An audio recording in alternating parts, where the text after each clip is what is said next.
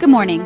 Today, we're shining a light on a subject that's woven into the fabric of societies around the world: alcohol. Whether it's a celebratory toast, a quiet drink after work, or a cultural tradition, alcohol is present in countless aspects of our lives. But beneath the surface of these everyday moments, a heated debate is unfolding, one that could change how we think about drinking for years to come. Today, we're diving into a topic that touches millions: the alcohol we drink.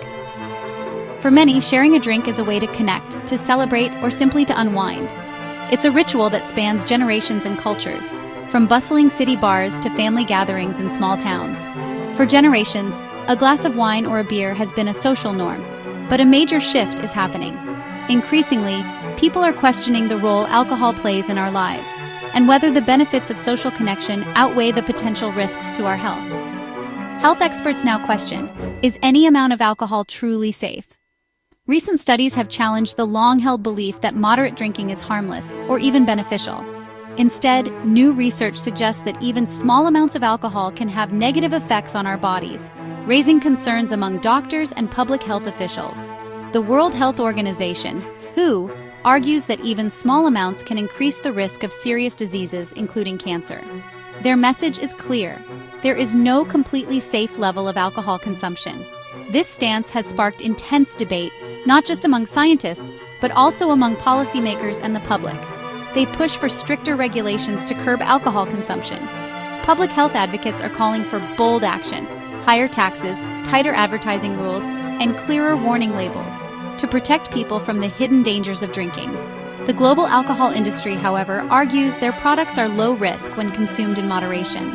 They point to personal responsibility and the enjoyment that alcohol brings to millions, warning that overregulation could hurt businesses and infringe on individual freedoms. A new UN-backed agreement on preventing non-communicable diseases is set to be adopted soon. This agreement could set the tone for how countries around the world approach alcohol policy, potentially leading to sweeping changes in how alcohol is marketed, sold, and consumed. Early drafts included WHO-endorsed policies like higher taxes and advertising bans. These measures are designed to reduce consumption, especially among young people, and to limit the influence of alcohol advertising in our daily lives. For health advocates, these measures are crucial. For the industry, they threaten their business model. The stakes are high, with billions of dollars and public health on the line. Both sides are lobbying hard, hoping to sway governments and shape the final agreement. The decisions made will shape how governments regulate alcohol for years to come. Will lawmakers prioritize public health, or will they be swayed by industry arguments about economic impact and personal choice? Will they follow the WHO's advice or the industry's arguments for a lenient approach? The outcome will affect not just policy, but the way we all experience alcohol in our daily lives. This debate impacts the information you receive, the price you pay, and the ads you see. As the world watches, the spotlight on alcohol has never been brighter, and the choices made now will echo for generations to come. The World Health Organization has taken a clear and uncompromising stance on alcohol consumption, one that is reshaping the global conversation about drinking. According to the WHO, there is no safe level of alcohol use. No amount, however small, is without risk to your health. This message is not just a warning, but a call to action for individuals, communities, and governments worldwide. The organization's latest findings emphasize that every drink, even those consumed occasionally or in moderation, can contribute to long-term health problems. The risks are not limited to heavy drinkers. Even light or social drinking carries potential harm.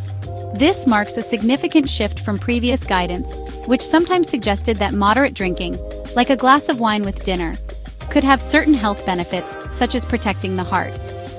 Now, the WHO is clear: any potential benefits are outweighed by the risks. The WHO argues that the dangers of alcohol begin with the very first drop.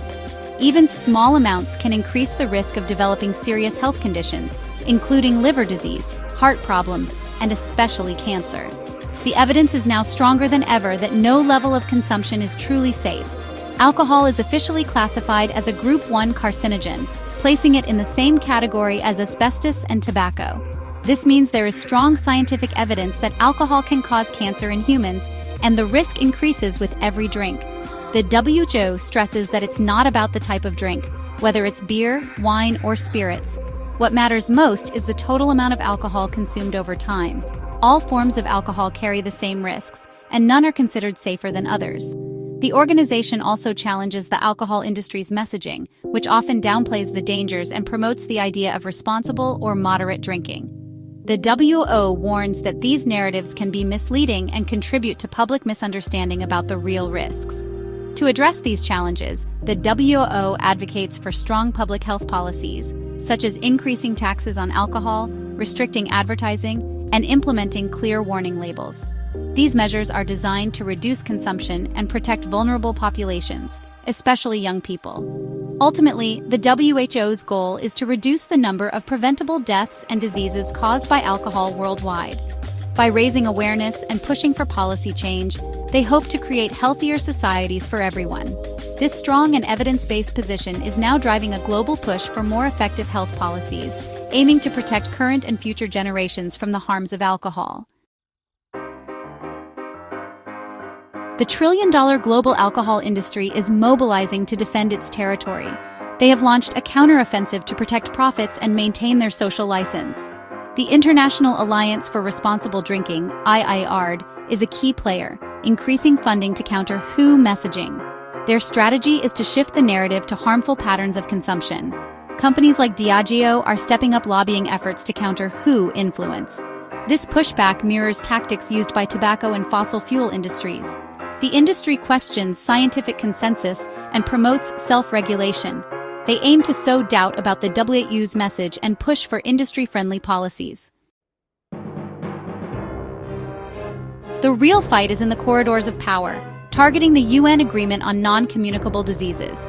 Industry groups lobbied governments to dilute WHO-backed policies. A revised draft emerged, reflecting industry demands, weakening alcohol control measures. Comprehensive advertising restrictions were dropped, and tax recommendations were watered down. Health advocates see this as prioritizing commercial interests over public health. Industry groups argue their engagement is necessary for balanced policies. They claim regulations should target harmful drinkers, not penalize everyone. Critics argue the industry's true aim is to prevent meaningful regulation. This demonstrates the power of corporate lobbies in international health negotiations. In Mexico, industry groups mobilized to protect their interests.